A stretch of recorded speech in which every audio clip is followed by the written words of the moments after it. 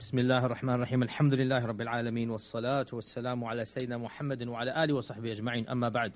Inshallah ta'ala, today we will finish the battles of the reign of Umar Ibn Al-Khattab, because I feel that we have been going too much into the history and kind of been sidetracked about what we were supposed to be doing, which is Umar Ibn Al-Khattab. At the same time, I realized that this is the one and only time that we're going to be going over these conquests, and so I thought that we should spend some time on it. Nonetheless, and I do give the disclaimer, and I've given it many times, that this is not a history class. This is the class about Umar ibn al-Khattab. But because these incidents took place in his khilafah, really we have to it is essential to at least go over it to a certain level. And in the end of the day, those that are interested should go beyond this series. Now today we will finish up. So we talked about the conquest of Sham, Syria. We talked about the conquest of North Africa, Egypt. And last week we started talking about the conquest of the Sassanid Empire. Today we will finish the Sassanid Empire, and that is basically the primary conquest of Umar ibn al-Khattab. And next week we'll move on to other issues about Umar ibn al-Khattab. So today we'll finish off what we had begun. And who can remind me, what did we do last week? Where are the note takers? What did we do last week? We did Qadisiyya, and we talked about the next major battle, which is going to be the conquest of which city? Today was what? We said that last week. The capital. The capital. And the capital is called Madain in Arabic, Ctesiphon in English. Okay, Ctesiphon in English, Madain. Now Ctesiphon was the capital city of the ancient Parthian and the Sassanid Empire. So it was the capital of Persian glory for over 800 years, from 250 BC to 650 CE, when the Muslims conquered it. So imagine you are going to conquer the capital of the Persian Empire that has been the most glorious and magnificent city. In fact, when the Muslims conquered Ctesiphon, Ctesiphon was the largest and the most populated city in the entire world at the time. It is not something that is a trivial matter. They are going to conquer the city that is now the most prestigious city of the entire world.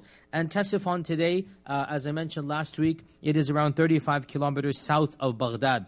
And to this day, if you go to that region, you can still see the remnants of the palace of Kisra, and of the emperors, and it is called Taqi Kisra. Taqi Kisra. It is still there to this day, and it is the largest man-made freestanding vault constructed in human history. It's a massive vault that goes more than 100 feet, 110 feet high, and it is a massive vault that has no other structure supporting it. So for that time and era, to not have something supporting it and it's so big, obviously it seems very magnificent. And in fact, it is one of the wonders, if you like, of the ancient world. And of course, that exact same structure has been standing for over 1,500 years. So imagine, that structure even predates the Prophet ﷺ.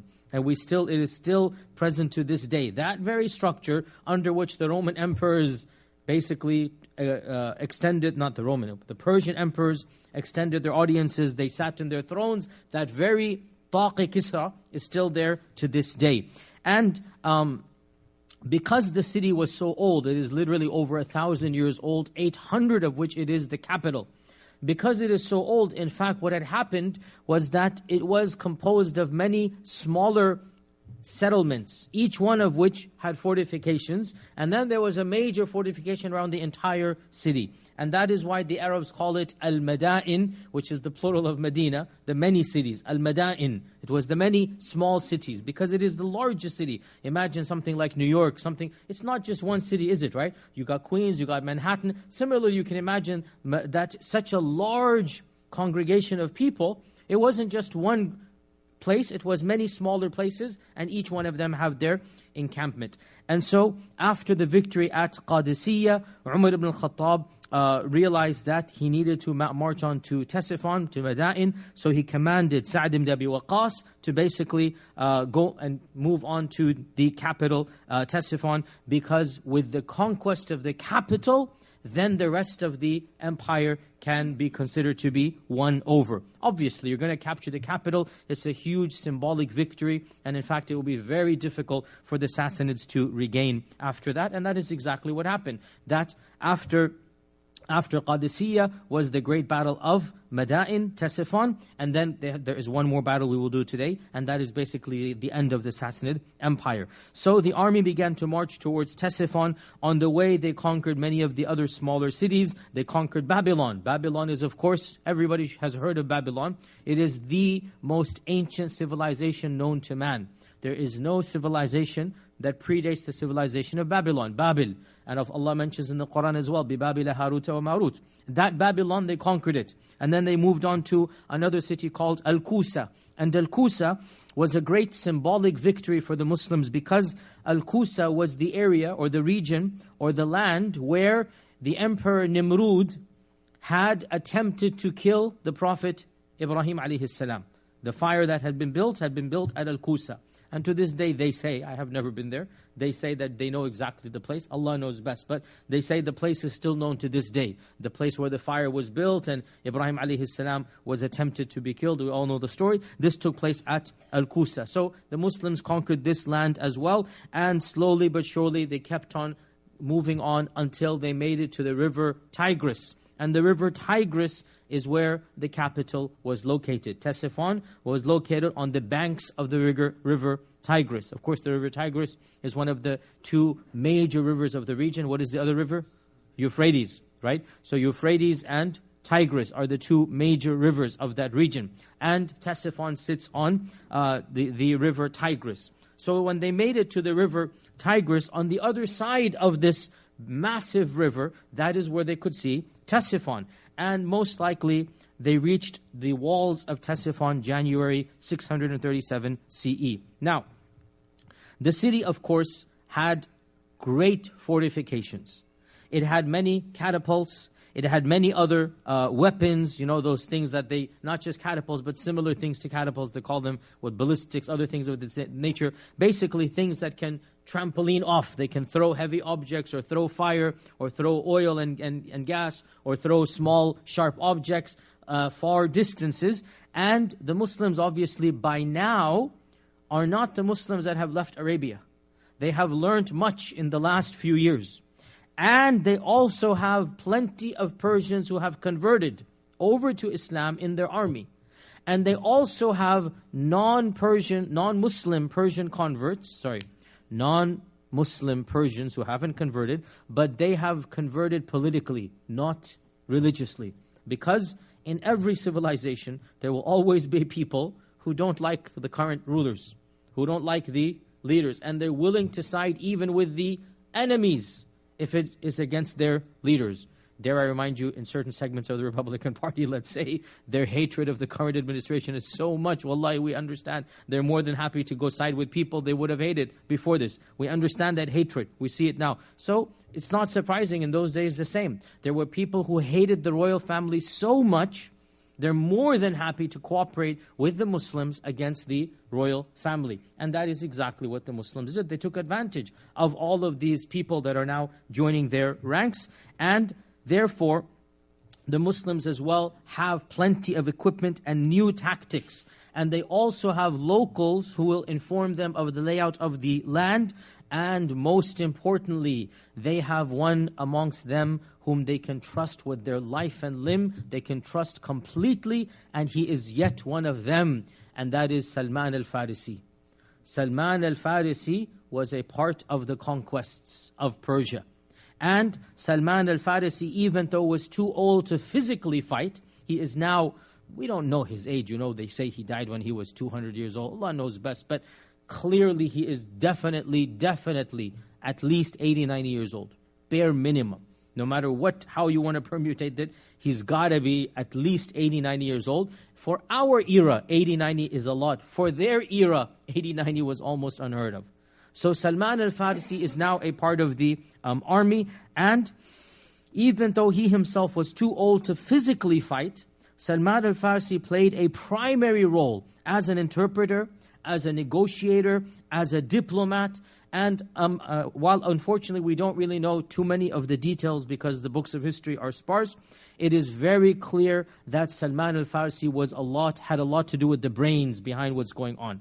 And we can only imagine the tactics he would have used, the conversations that took place. We can only imagine that he would have been able to convince many of his fellow Persians. At the end of the day, he is one of them. Ethnically, he's one of them. Language-wise, he's one of them. Looks-wise, he's one of them. And yet he is of the greatest of the Sahaba. And so Salman al-Farsi must have played an amazing role. Unfortunately, the books of history, as with many things, are simply sparse on this regard. But just imagine the effectiveness of who he is and his background. So they get to the walls of Ctesiphon, Madain, and they decide that they have no option after they're bombarded with catapults and whatnot than just to lay siege to the city. Just to lay siege to the city. And so in January of 637, they surrounded the city to cut off its supplies and to basically wait it out, because in the end of the day, they need food. The people in the city need food. And even though they had water, because the water is flowing, still, you need meat, you need supplies, you need barley, you need grain, and the people of the city cannot grow their own food, can they? And so the Muslims decided to basically cut it out, cut off the supplies of the city, and the days turn into weeks, the weeks turn into months, at least 2 months. They're waiting it out, and there are sparse battles here and there, but there's no major battle. In fact, it is mentioned there was one of the battles, and again, small battles, nothing major took place. The Ctesiphon conquest, we'll mention over and over again, took place without a major battle. It was a siege. But there were mini battles. You know what always happens? Every few days, some people are going to come out, some contingents are going to come out. And in one of these, it is reported, one of the more interesting stories, that one of the early battles, the Sassanid contingent came out, and at its head was a trained lion. A lion that was used in battle. And this obviously was a tactic that was working, because the horses were basically bolted when they saw the lion. The Muslims as well, you really can't battle a lion in the battlefield, can you? So they had this ferocious lion, and it is said that one of the Muslims by the name of Hisham ibn Utbah finally managed to basically rush towards the lion with his sword, charged directly onto the lion, and then basically dealt it the death blow. And Hisham ibn Utbah managed to kill the lion, and as a reward, Sa'd ibn Abi Waqqas, in front of all of the other Muslims, kissed Hisham on the forehead to reward him and to honor him that he had killed the lion. In any case, there was no major battle. As we said, minor skirmishes here and there. Soon afterwards, the emperor, Yazdajard was his name, Yazdajard III, but we call him Yazdajard. Yazdajard sent an emissary to the Muslims, and he had an offer. He had a proposition. What is the proposition? You guys have entered our lands and you've conquered all of these lands all the way to the river Tigris. Because they've conquered Kufa, Basra, not Kufa and Basra, but the cities that are now Kufa and Basra, were the land that was occupied by the Sassanids. You've conquered Al-Hira, you've conquered all of these major cities. Let's call it a deal. You keep what is on the other side of the Tigris, and we will be on this side. Now, what does this demonstrate? Weakness. Weakness. The same army, the same peoples that had mocked the Muslims barely a year and a half ago, what are you guys doing here? Go back to your lands and we'll forget this ever took place. The same people are now saying, okay, you know what, you can keep 30% of our land, just don't worry about it. We'll call it a day here. Let's call it a truce. Don't fight us, and we'll let you keep, and we won't fight you back. Now, obviously, do you think the Muslims are going to accept? Obviously not. They've come so far, so close, and so Sa'd ibn Abi Waqqas refused, and he said, Ya imma al-jizya, ya imma al-qatl, that either you pay the jizya, because he knew they wouldn't convert, or we will fight. And so, obviously, they refused the jizya, and so they insisted on remaining in the siege. They insisted on remaining inside the city. Now, of course, in the meanwhile, as the weeks drag into months, the city begins to be depleted of its resources and its people. And the richer people basically leave. And this is the reality that happens, subhanAllah. May Allah protect our brothers and sisters. What's happening in Syria? What's happening whenever any type of war happens? What happens? The people that are able to get out. No matter how they can, they get out. And so even as this is raging, the city of Ctesiphon begins to lose people by the hundreds and the thousands. And the noblemen and the rich and the warriors, they defect, they just move out. And so the city becomes smaller and smaller.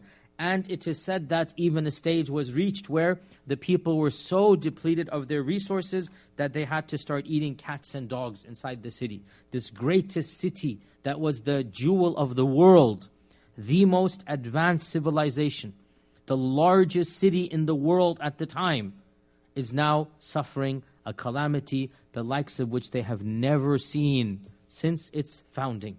And eventually, as the siege goes on, some of the new Persian converts tell Sa'd ibn Abi Waqqas that, look, if you march so many miles up the river Tigris, you will actually come across a point which is more narrow, and if you go at this particular time of the month when the tides go up and down, you might be able to cross over it.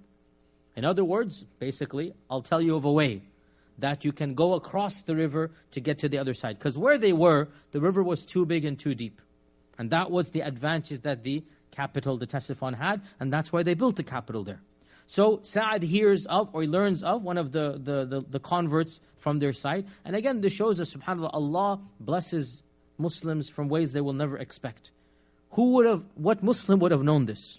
How would they ever have figured out? But Allah Azza wa Jal guided one of them. We don't even know his name. These are all now lost in the books of history.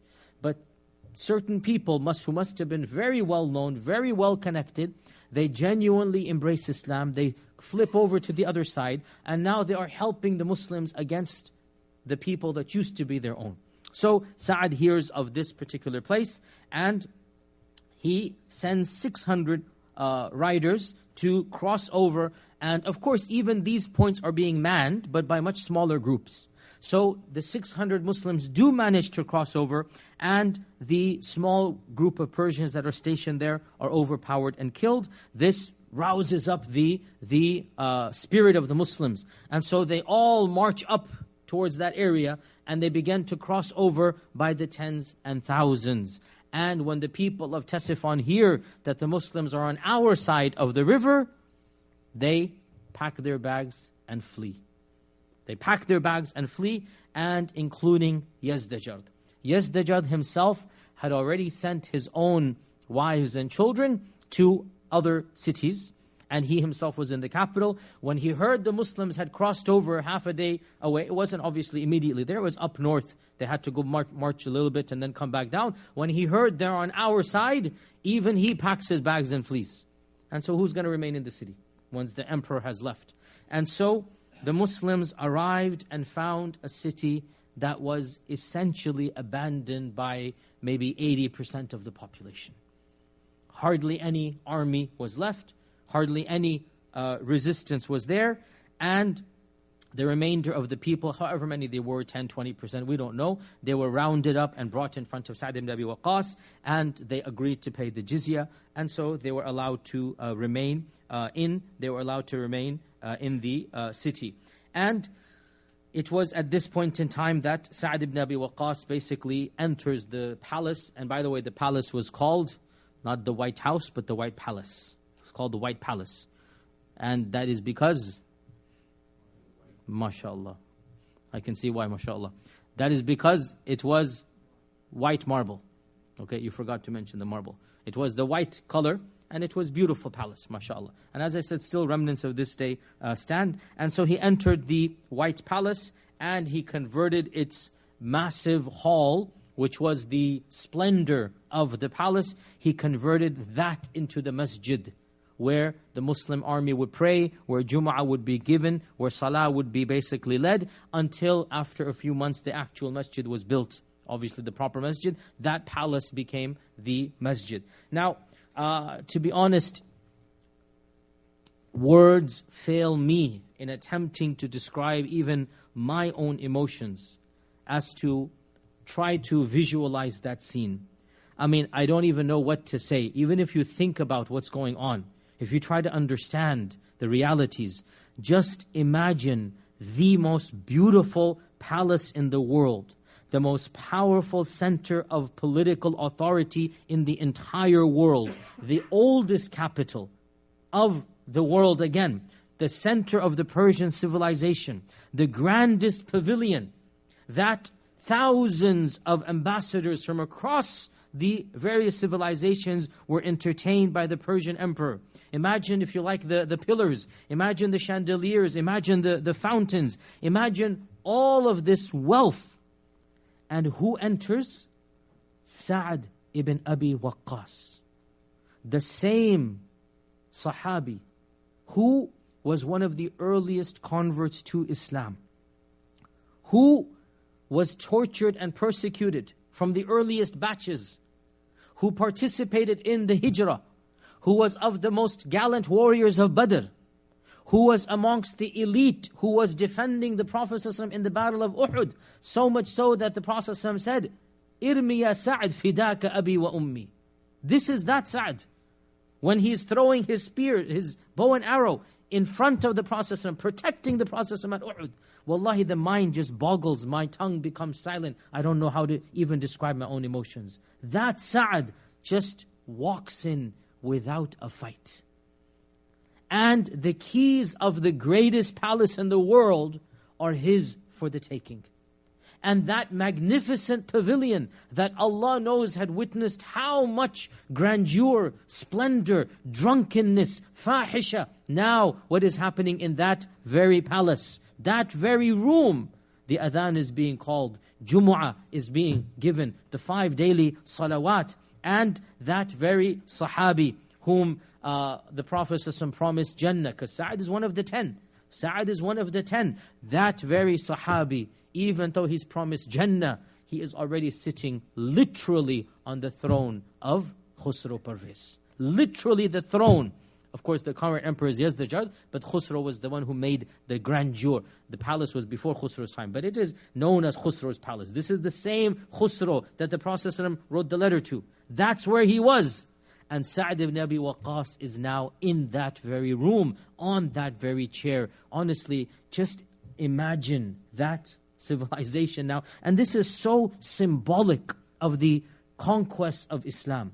This really summarizes how quickly, from where to where. This is the same Sa'd. He is worried for his life in Mecca. And now he is on the throne of the Kisra of the Sassanid Empire.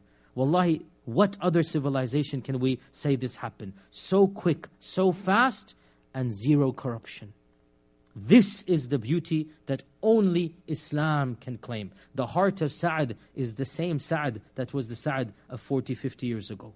That heart is not craving the wealth and the power and the seat of Kisra. No, not at all. It is the same heart that was there at Badr and at Uhud and at Khandaq and at the death of the Prophet ﷺ and all through. And now Allah Azza wa Jal is blessing him and through him the Muslim Ummah. And honestly, this is so symbolic of what is taking place during this early time of Islam. And I think for me personally, imagining this scene is one of the most amazing scenes of early Islam. One of the Ashara Mubashara, one of the earliest converts, is now in charge of literally the palace of Kisra. And of course, who do you think Sa'd's going to go on? He has to conquer other cities. He has to leave a governor. Who is the most logical choice to be the governor of the capital of the Sassanid Empire? Salman al-Farisi. And another amazing snapshot. Subhanallah. Salman al-Farisi. From where to where? From where to where? Wallahi, again, one of those just bizarre, we shouldn't call it ironies, it's qadr. But still, it is ironic from our perspective. It is the beautiful irony. It is the sunnah of Allah subhanahu wa ta'ala. Who is Salman al-Farisi? He was the one who was tortured as a young child, sold into slavery. Remember the story? He was deceived and sold into slavery. Why? Because he wanted to meet Rasulullah sallallahu alayhi wasallam. He left his land because he loved a person he hadn't even seen, Rasulullah sallallahu alayhi wasallam. He left his people and his civilization because he wanted to meet the one whom Allah had promised to send. And how does Allah bless him? How does Allah reward him? 50 years later, he comes back, 80, 90 years old, and he is now given the governorship of the very civilization he left. The capital is now his, and he remains as the governor until he dies in the time of Uthman ibn Affan. Salman al-Farisi, wallahi, just one of those amazing snapshots again of from where to where. This is how Allah rewards. He gave up his people for the sake of Allah. Allah gave him all of his civilization back and said, Yallah, this is yours because you gave it up. So again, one of those amazing snapshots of Islam as well. And of course, by the conquering of the capital, Ctesiphon, it was after these conquests that, of course, Sa'd ibn Abi Waqqas sends all of the booty and the goods to of Khusro. Because again, even though Yazdajerd is the emperor, so Khusro's personal items are in this very palace, obviously, right? The very clothes that Khusro used to wear. You know, in every society, the king's goods are kept. Even to this day, you go to England, you find all of the kings and queens, their jewelry. You go to Scandinavia, Norway, their jewelry and whatnot for thousands of years. You still see it. So this was the palace where Khusro's belongings were kept. And so Umar Ibn Al-Khattab received massive amounts of gold and silver and jewelry and wealth, untold wealth. And this was perhaps the largest ghanima that Umar's time had ever seen, with the conquest of Madain, because obviously this is the capital. How much can Yazdajir take when he flees? He takes whatever he can. The rest is all left in the treasury. And Islamic Sharia says that every battle, 1/5 of it will go to the Baytul Mal. Okay, this is the Sharia of Islam. 4/5 is distributed to the people who are fighting, and 1/5 of it is sent to the Baytul Mal. And so Sa'd ibn Abi Waqqas calculates how much, and the best of the best, and especially Khusro's personal effects and his sword and his bracelets, as we know in the story and everything, that is when he sends it to Umar ibn Al-Khattab. And Umar ibn Al-Khattab, he came into the masjid when the treasures had arrived, and the entire masjid is just full up until the height of men. It is full of all of these treasures and trinkets and jewelry. And Umar ibn Al-Khattab said, any group that is as trustworthy in returning this amount to me is certainly a trustworthy group. Meaning, how can anybody be so trustworthy that this amount is coming without any armed guards? Nobody's forcing anybody. There's no security station. What a civilization that was. This is what amana brings. Any group that can send this to me is truly a trustworthy group. That this amount literally is beyond what anyone has ever seen. And this was when the famous incident took place, that Umar sat on the mimbar and he looked at this huge pile of wealth, and he went around it and he picked up those personal items of Kisra, and he then called Suraqa ibn Malik, and he put on not just the bracelets, by the way, he put on the cloak, and he put on the crown, and he put on the everything of Kisra. And of course the prophecy was fulfilled. And then he said that, "Oh Allah, you deprived the Prophet ﷺ of all of this wealth, and he was better than me and more beloved to you than I am. And you deprived Abu Bakr of this wealth, and he was better than me and more beloved to you, but you have given it to me. So I seek refuge in you that you have given it to me in order to tempt me. I seek refuge in you, this is a temptation for me. I seek refuge in you." And he began to cry so much that the sobs overtook him, until those around him began to feel pity for him. And he commanded Abdurrahman ibn Auf to distribute this entire wealth to the mustahiqeen and the muhtajeen, to give it to those who needed it. And therefore, before even the sun fell, these, in our equivalent, tens of millions of dollars were given all to what is needed, because the empire is being run. So not Sa'd ibn Waqqas, Abdurrahman ibn Auf is one of now the ministers, and he knows who needs to go where, and he distributes it, and every city and every land that needs this is given to them. So this was the conquest of Madain, and as I said, it is very symbolic that Madain was conquered without an actual battle. The greatest city in the world without an actual battle. And this was a miracle from Allah subhanahu wa ta'ala. Otherwise, truly it is amazing. Now the final battle that we will discuss. So I want every one of you to know the 3 major battles that you should know, or the 3 major incidents in the conquest of Persia. Of course, there are many, many more smaller battles. There are 3 major ones: the beginning, this, and the end. The beginning is Qadisiyah. Then the capture of Ctesiphon, the siege of Ctesiphon. It's called Fathul Madain, the conquest of Madain. And then the third big battle, and that is Nahawand, the battle of Nahawand. Okay? These are the three battles that every Muslim should be familiar with. These were the biggest and most important milestones. As for Madain, it was simply a symbolic milestone because it's the capital. There was no actual battle that took place. As for Qadisiyah, we discussed it. As for Nahawand, we'll very quickly go over it, that the battle of Nahawand was fought in the year 642 CE. And so this is basically 1 year after, a few years after Madain is captured. The battle of Nahawand is fought in 21 AH. And the battle of Nahawand is in Arabic is called Fath al-Futuh. Fath al-Futuh, the conquest of all conquests. And by the very title, you understand how important this is. Fath al-Futuh, the conquest of all conquests. Why? Because this was the battle that Yazdajard managed to gather all of the remnants of his army and to launch the final major offensive. After this battle, which we all know we won, there was no major battle to this level at all. That's why it is called Fath al-Futuh. It is the conquest of conquests. This was the final big battle between tens of thousands or maybe even 100,000, or some say 150,000 on one side. That's the Persian side. And the Muslim side, again, these numbers are difficult to come by, but Tabari says 30,000, 40,000 on the Muslim side. So typical 1-4 or 1-5 ratio. That is standard in these battles. And it takes place in the land that is called Nahawand. In the land that is called Nahawand.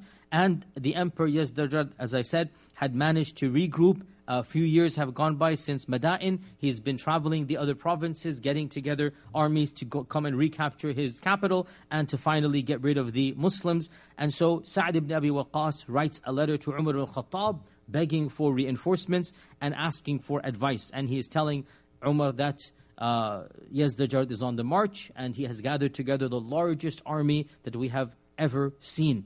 And we need every single person in order to fight. And so he writes this letter to Umar ibn Al-Khattab. And Umar ibn Al-Khattab, it so happened that another incident was taking place at the exact same time. And that is An-Nu'man ibn Muqrin, one of the leaders of the Bedouins and one of the Sahaba of the Prophet ﷺ. And An-Nu'man is indirectly praised in the Quran in Surah Tawbah when Allah says, وَمِنَ الْأَعْرَابِ مَنْ يُؤْمِنُ بِاللَّهِ وَالْيَوْمِ الْآخِرِ. There are some of the Bedouins who believe in Allah and the last day. So remember, there are verses that criticize the Bedouins, that the Bedouins are the most hypocritical. Most of them are hypocrites. The Bedouins are. But Allah says, but there are some Bedouins that love Allah and His Messenger, and they believe in the last day. And Allah will reward them and forgive them and cause them to enter Jannah. And it is said that An-Nu'man ibn Muqrin was one of them. There are even a hadith that Mukhtalafi, that the Prophet said, Nu'man is one of them. In any case, Nu'man is a respected Sahabi, for sure. And so Nu'man ibn Muqrin was placed as the governor of one of the new cities. One of the new cities. And he's a Bedouin. And Bedouins don't like cities. Bedouins don't like hadara and being a part of a sedentary lifestyle. And additionally, there was plenty of wealth now and plenty of basically opportunities. And An-Nu'man wrote a letter to Umar ibn Al-Khattab, and he said that, O Amir al-Mu'mineen, my example is that of a young man who has a beautiful, perfumed prostitute enticing him. I beg you in the name of Allah to relieve me from my duties and send me back to the battlefield. What's he saying? I don't want power. I don't want to be the Amir. I want the battle. Get me out of this politics and send me to where I want to be, and that is the battlefield. So when he got this letter, so Umar said, Nu'man ibn Muqrin will be in charge of Nahawand. You will be the battle the leader of the army. So it just, and again, qadr Allah, that this is coming and this is coming. And so he answered Nu'man's request, and Nu'man was sent to be the leader of Nahawand. And Umar Ibn Al-Khattab as well wrote to many other major companions and governors, and he commanded quite a number of the companions to go and participate in Nahawand. And so we have some of the most famous of the Sahaba. Hudayfa ibn al-Yaman went, Abu Musa al-Ash'ari went, his own son, Umar's son, the most famous son, who is Abdullah ibn Umar went, and other famous Sahaba, they all went from various cities and lands, from Basra and Kufa, from Medina, from Mecca, from the newly conquered territories. Groups and groups are being sent. Umar ibn Al-Khattab is sending them. And you know, when I was reading all of these, wallahi, the thing that is coming to mind is, how can Umar ibn Al-Khattab micromanage so meticulously? How can he take care of so many things simultaneously? But that is what he is doing.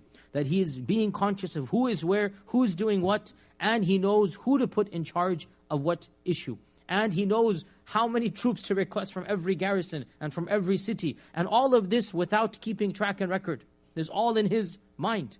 Truly an amazing persona. So he wrote to all of these Sahaba, and he wrote to every city to send so and so and so and so, until finally around perhaps 30,000 people gather towards the land, the city of Nahawand. Now, the Persians were the ones who had chosen the city. They knew exactly where they wanted to fight. By the way, Nahawand is still standing to this day. The city Nahawand is one of the most ancient cities of Iran. It is still a very beautiful, very well-known city. And of course, Nahawand is also known, by the way, for its maqam. They have music and poetry, and they have a rhythm, Nahawand. And so one of the famous rhythms called maqamat is called Maqam al-Nahawand. And it is a very beautiful one, and some of the famous qurra that all of you like to listen to, they recite in a maqam that is called Nahawand. It is called Nahawand after the same city, because the city was an area of civilization, and they were known for their melody. What do you call the musical tones? Whatever it is, I don't know the musical terms. You know the musical, there's a scales, what? Notes, whatever. There's a certain pattern that is how you recite Arabic poetry. And the people of Nahawand had a certain rhythm or pattern. And they were known for this, and that is why there is a maqam called Maqam al-Nahawand. And it's well known. And when we had the Qari 2 or 3 Ramadans ago, he recited sometimes in Nahawand. He said this is what he liked. In any case, so this is the same city of Nahawand. Why did they choose Nahawand? Because Nahawand was the most heavily fortified city that had not yet been conquered. It had massive walls, few feet thick, and most significantly, it had a huge moat dug around the city. Now, why was this? Because Nahawand was a fortress city. It was used in the ancient Persian times. I mean, from the time of Xerxes, who's like one of the most ancient Parthian kings. So he used this as one of the cities to fight against the Romans and the Turks from. So this was a fortress garrison city, and it was heavily protected. And the Persians or the Sassanids knew that we need to now basically get rid of the Muslims once and for all. So they had stocked the city with plenty of supplies, because they realized from the Battle of Ctesiphon that sieges, the Muslims have a lot of patience, and they will remain and eke it out. And so they stocked this city with supplies to last them for at least a year. And the city is known for not just its walls and its moats, its catapults as well. Again, it is a city that was used historically in many battles from the time of the Parthians. And it was used also by Khusro as well for a major battle in his time. And so Nahawand was chosen by Yazdajad to basically intentionally be the final battleground. And the Muslims attempted, once they got to the city, to make some headway. But again, you cannot fight against a walled fortress that has a moat, that has catapults. They really could not do much. And once again, they decided to wait in a siege. But this did not work this time, because supplies were plenty. Supplies were plenty. And the Muslims were getting a little bit frustrated. What exactly can be done? And here it appears that they resorted to a tactic. And we know that al-harbu khid'ah, or as the famous Chinese military tactician Sun Tzu said, deception is... Sun Tzu didn't say that. That's a hadith. Deception is what, 9/10? Deception is 9/10 of the battle, something like that.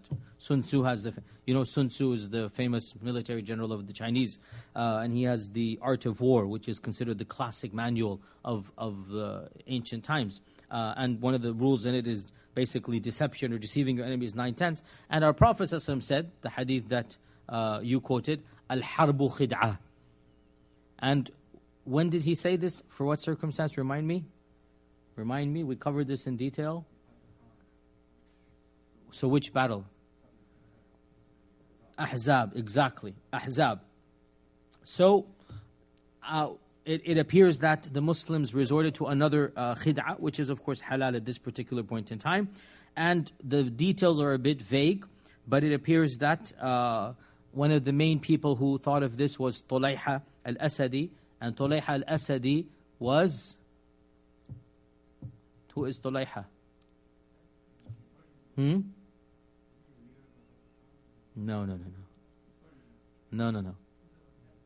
Tulayha al-Asadi was one of the false claimants to prophethood. We talked about him in the time of Abu Bakr as-Siddiq. And he was the only one who publicly repented and who was forgiven because of circumstances we mentioned. He claimed to be a prophet, one of the false claimants, right, to be a prophet. And then in the time of Abu Bakr as-Siddiq, he publicly repented before he was captured, and he re-accepted Islam, and he became a good Muslim. And in this battle and in a number of battles in the conquest of Persia, he demonstrated his iman over and over again. So that is why he is considered a noble, Muslim, because he showed his sincerity in this regard. So the tactic, by the way, is really not mentioned that explicitly. There's a lot of controversy what exactly it was, but it appears, one theory appears, that the rumor was spread that Umar had died, and the Muslims were appearing to panic and pack their bags and leave. So the books are vague, and that is why we don't know too much. But whatever it was, to trick 30,000 people, 150 are on the other side, to trick 150,000 people and to coordinate a plot amongst 30,000 truly is a feat of art. But that's in essence what happened. That whatever was the ruse, there seemed to be this mass departure of the Muslims, and the Persians were convinced that Umar had died, and they decided to go out and attack the remaining Muslims, because now there was only a small group there. And of course, this was the ruse. These remaining Muslims appeared to flee in panic, and more Sassanids came out until finally they all are racing behind. And of course, there's a lot of loss of life amongst the Muslims. This was a very, very bloody battle because it was a decoy. And whoever is in the decoy, you know what's going to happen to them. Okay? So it was a very brave stand, very courageous, and it was also just truly an amazing tactician's feat that took place here. And the Muslims continued to basically pretend to flee until they reached an area that was pre-planned, and that is where tens of thousands of Muslims had already been stationed behind the scenes, unaware to the Persians. So when the Persians came, then the Muslims came out. It was basically a trap. And it worked. Hook, line, and sinker, the Persians fell for it. And it is said that over 20 or 30,000 Persians lost their lives. Imagine, 20, 30,000. The victory was stupendous. So, Fath al-Futuh, Nahawand, it's also called, turned out to be the greatest victory. Qadisiyya was great because it was the first, because it was such a miracle. Nahawand was great because of sheer quantity, because of the victory, because of the quantity of the Persians that had been killed. And after this, Yazdajird was never ever able to summon that type of force ever again.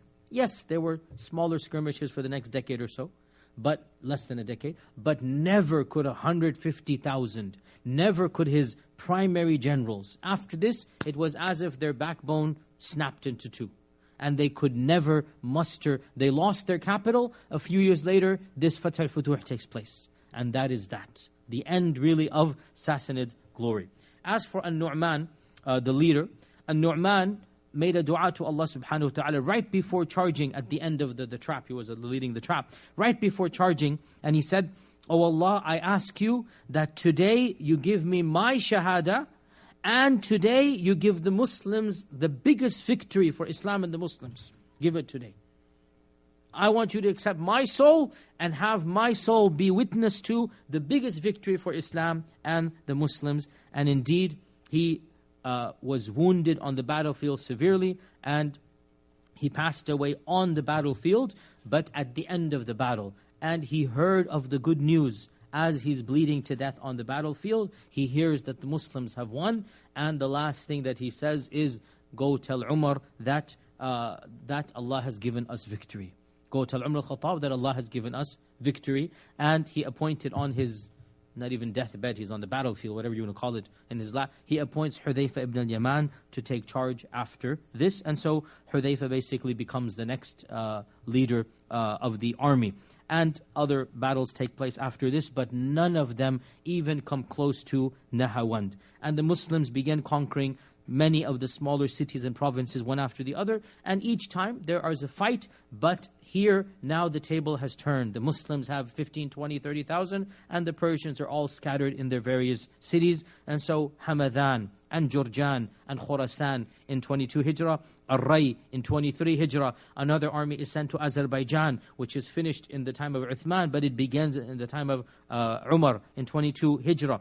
By the way, so for us of our blood in this audience, Umar Ibn Al-Khattab also sends the first Muslim army to India, to Makran, to Sindh, basically, right? And the interesting story takes place here, that he actually, the army is under the command of Al-Hakam ibn Amr, and Al-Hakam ibn Amr fights one of the local lords, the Hindu Rajputs over there, and actually wins some military victories, and he makes it to the Indus River. He makes it to the Indus River, but he sends an envoy back to Umar al-Khattab. And this envoy, it is said his name was Suhar. And when this envoy entered to the presence of Umar al-Khattab asked him, "What is this land of India? What is this land of that you have conquered of Makran? Tell me about it." And so Suhar responded, "Ya Amir al-Mu'mineen, أرض سهلها جبل وماؤها وشل وتمرها دقل وعدوها بطل وخيرها قليل وشرها طويل والكثير بها قليل والقليل بها ضائع وما وراءها شر منها." In other words, he gave some very dense rap, dense poetry. And so Umar ibn Khattab said, "Are you a poet or are you a messenger? What are you?" Now this translates as, "O Amir al-Mu'mineen, this is a land, sahluha jabal. Its flat land is mountainous. Okay? وَمَاؤُهَا وَشَل. Its water is dark and muddy. وَتَمْرُهَا دَقَل.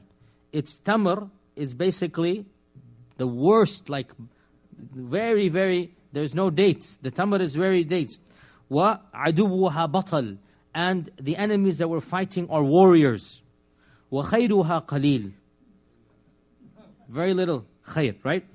وَشَرُّهَا طَوِيل. Okay? The evil is very big in it, okay?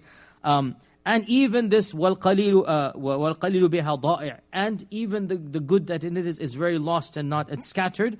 And what is beyond what we have conquered is even worse than what we have conquered. Okay?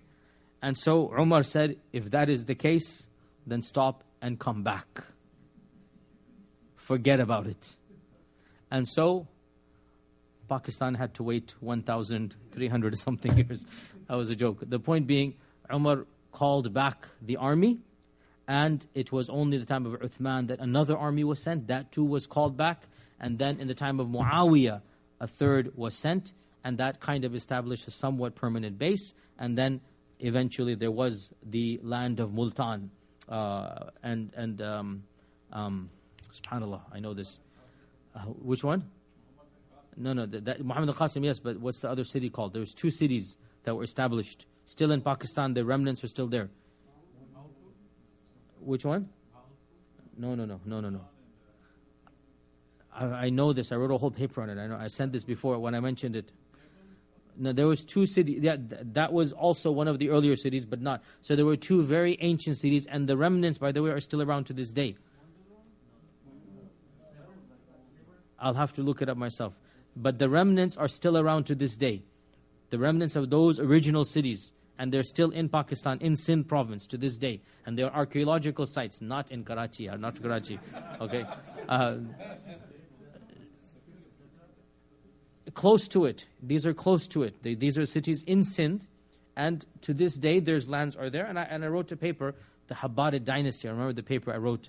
The Habbarid dynasty was established over there, and I mentioned that this is... Anyway, that was a different story. The point is, Umar Ibn Al-Khattab got to India, what is now Pakistan. He got to that region of Sindh, but they decided to come back.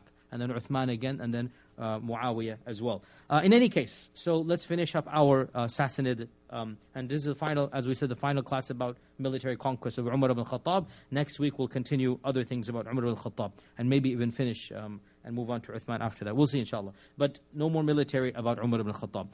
So the conquest of the Sassanid Empire continued for another decade or so. And finally, in December of 651 CE, during the first or second year of the reign of Uthman ibn Affan, the Emperor Yazdajerd was eventually killed. And with his death, the rule of the Sassanid Empire came to an end. Over 750 years of Sassanid rule, and before that, over 600 years of Parthian rule, and so over a millennia of Persian glory came to an end because of the Sahabatul Kiram, because of the Khulafa al-Rashidun. And as I said over and over again, this military conquest truly represents the pinnacle of Islamic conquest. The Khulafa did a lot against the Byzantines, but they didn't eliminate them. As for the Sassanids, they eliminated them. And they couldn't eliminate the Byzantines because our Prophet said that. Our Prophet said that Heraclius honored my letter, Allah will give his kingdom some honor for a while. And Khusro tore my letter up, Allah will tear his kingdom up like he tore my letter up. So they couldn't eliminate the Byzantines, but they indeed eliminated the Persian Empire. And by the way, the story of the death of Yazdajerd is also one of those absolutely amazing twists of human history, one of those tragedies. Well, it's not a tragedy, meaning we're happy at it, but still, nonetheless, at some level, it's a tragedy from where to where. That Yazdajerd, after the defeat of Nahawand, he kept on going from one province to another, trying to fight the Muslims over and over again for the next. So Nahawand takes place 642, he dies in 651. So for the next 9 years, Yazdajerd is going from village to village, town to town, and he does put up maybe at least 6 or 7 other smaller battles, until finally he keeps on having to flee more further eastward, inland, away from Ctesiphon.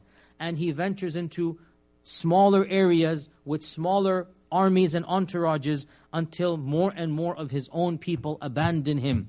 And eventually he is entering the final frontiers of his kingdom with only a handful of men. And the only power that he has is the name of him and his father. That's it. He has no other power, no army, no wealth. And he barges in thinking that these mini governors are going to kiss his hand and feet. But subhanAllah, this is qadar Allah. This shows you how much power these people have. That 10 years ago, if Yazdajerd had given them even some attention, they would have jumped up for joy. Now Yazdajerd comes into their palaces and they couldn't care less about him. None of them helped him. Some of them outright refused and said, get out, we have nothing to do with you. These are the same people, the same Iranian Persians that swore him loyalty. right? But now the tables are turning.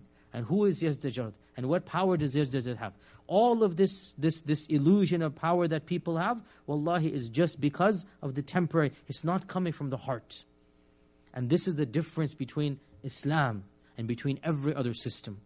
The respect that we give to our Prophet ﷺ, it comes from the heart. The izzah that the Sahaba gave to, and the Muslims gave to the Sahaba, it comes from the heart.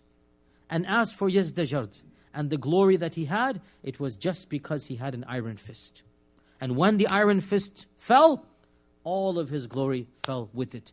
So this guy who was the emperor of Rome is now begging for handouts. Literally, give me some money, give me some army, and one governor after another. And even as he's traveling, more and more of his entourage abandons him, until finally, to make a long story short, so the final city that he goes into, the governor rudely tells him to get out. Literally tells him to leave. I'm not going to help you at all. And he is abandoned completely by everybody. So he has to disguise himself as a common man for fear that somebody might harm him.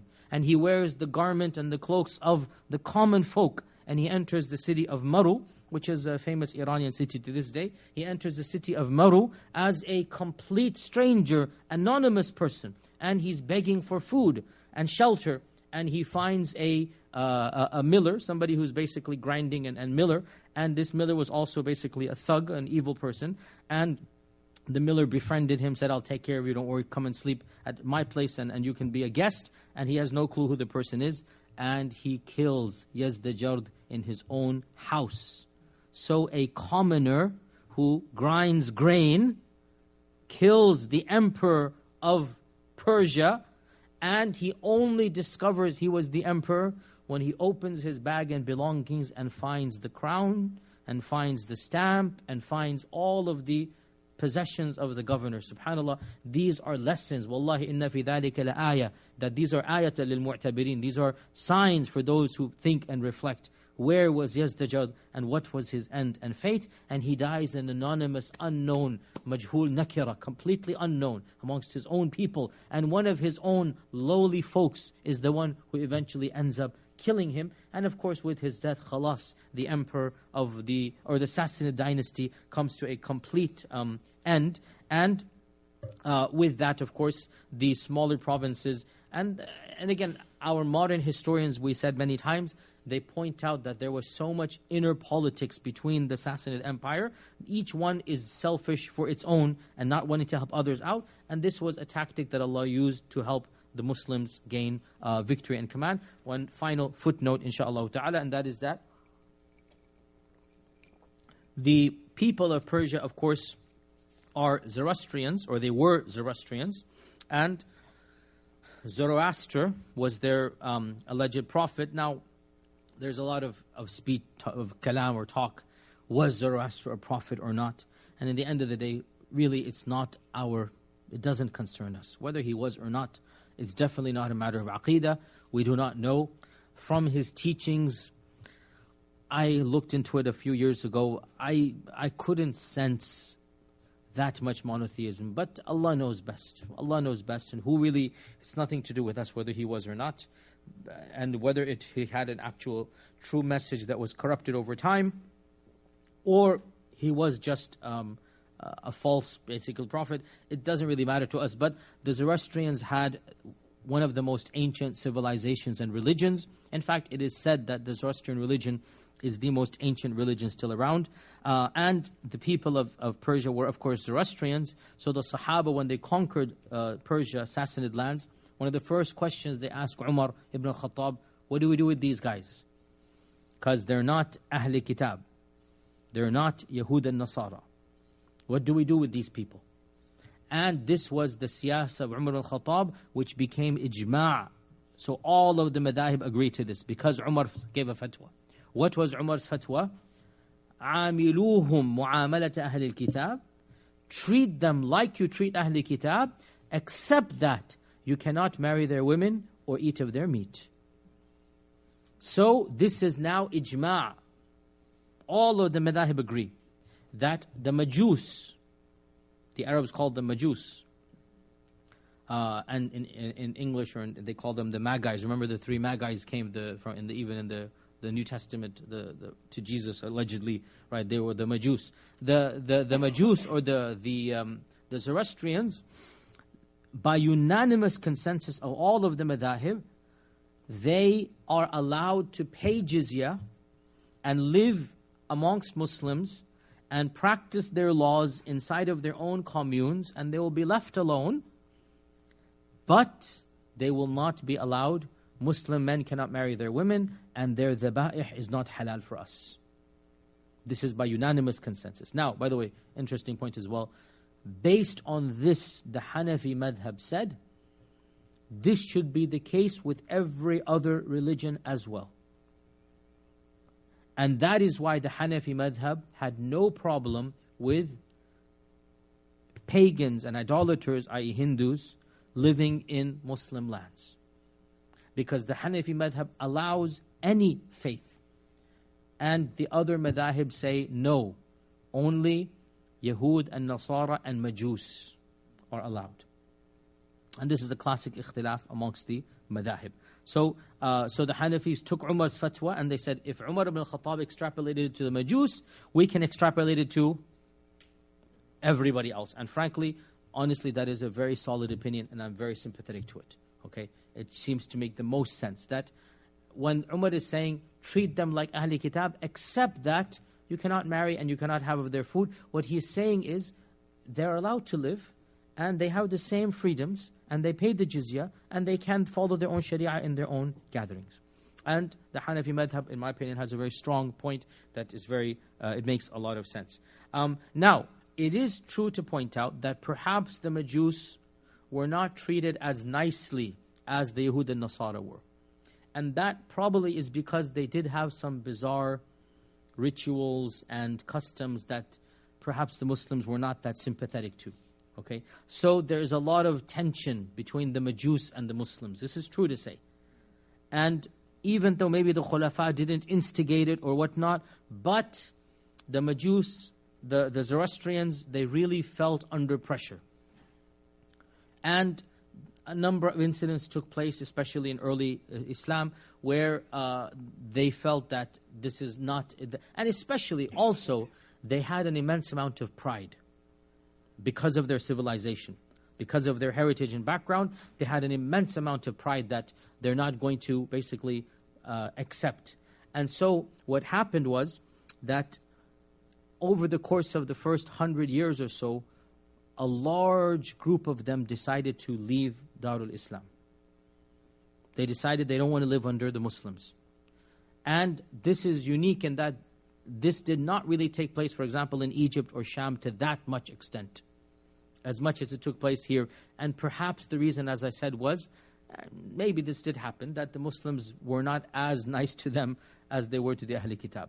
Okay, and there, as we said, I mean, they had some really interesting or bizarre, for example, there was common practice that, may Allah protect us from these types of things, but incest was very common amongst them.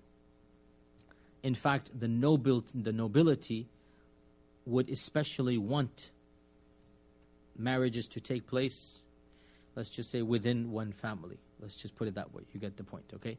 And they felt that this would remain pure blood, for example.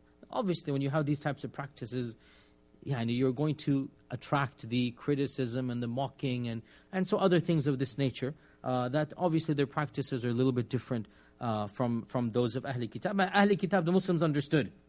Ahl Kitab, the Muslims they could understand what they're doing.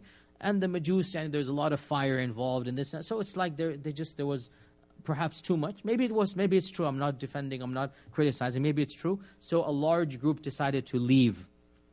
And they left to Balochistan, and from there to Gujarat. And they settled in Gujarat. And the people of Gujarat call them those from Persia, or Parisiyan. And so they then were called Parisis, which every one of us from our land knows who the Parisis are. So they're called Parisis because they're from Persia. Parisiyan, those from Persia. And interestingly and ironically, Zoroastrianism dwindled in the land of Zoroaster, Iran, until And there was no forced conversion. Again, there was never forced conversion. But what's going to happen, slowly but surely, people continue to convert until in our times there's probably less than 20,000 Zoroastrians left in Iran. Just 20,000 is nothing. It's nothing. In some cities here, we have more Muslims for Eid than entire Zoroastrians of Iran. In Houston, we have more than 20,000 just for Eid. Right? And the largest group of Zoroastrians is where then? Gujarat, India. India, Parsis. Okay, the largest group of Zoroastrians is now actually in India. And they're called Persians, Parsis, because they left under the Muslim rule. And they left probably 750, around 700, 750 CE. They just did not like living under the Muslims, so they left. And so there are probably 70, 80,000 Parsis left. And even that's a small number. So Parsis, by the way, are very dwindling, by the way. This is all tangent, not related to Umar Ibn Al-Khattab, but I know everybody's interested in these types of things. Parsis are very few in number. There's probably around, in the whole world, there's probably less than 150,000. Nothing. They're gone. They used to be millions. Now they're just gone, and they're very, very dwindling. Ironically, there are more Parsis in America than there are in Iran. There are more Parsis in America than in Iran. And in fact, I myself have met 2 or 3 converts to Islam who are Parsis. I met 2 or 3 converts. In fact, one of my very close students is a Parsi convert as well. And it's just, I mean, you hear from them the stories and everything about their culture and society. Us Pakistanis should know Parsis very well because our founder married a Parsi, and his daughter converted to Parsism, and his daughter's daughter and son, basically the grandchildren of Qaid-e-Azam, are Parsis, because he married a Parsi. And that's the anyway. I'm going to my tangent. Anyway, back to our topic. So, in any case, the whole point was what? That Sassanid Persia, after having this magnificent, glorious civilization, came to an end in less than a decade. And for me, this symbolizes the swiftness and the beauty and the sheer amazing, if you like, conquests of early Islam. How could a group like the Sahaba, how could Sa'd ibn Abi Waqqas walk into the very palaces of Kisra and sit on his throne without even shedding one life? Think about that. Wallahi, if this is not a miracle, the largest city in the world, the most advanced city, is handed to one of the Ashara Mubashara. If this is not a gift from Allah, what is? And to me, again, I don't have words to describe the emotions, the thoughts, the images. This is the reality. And Umar Ibn Al-Khattab, with this we conclude inshaAllah ta'ala. Umar Ibn Al-Khattab wrote a very long letter to Sa'd ibn Abi Waqqas. I wanted to read all of it, but wallahi, it is too long. It would take at least 20 minutes to give a sharh of it. It's a page and a half. But the gist of the letter is, Allah is going to give you victory through your piety and not through your weapons.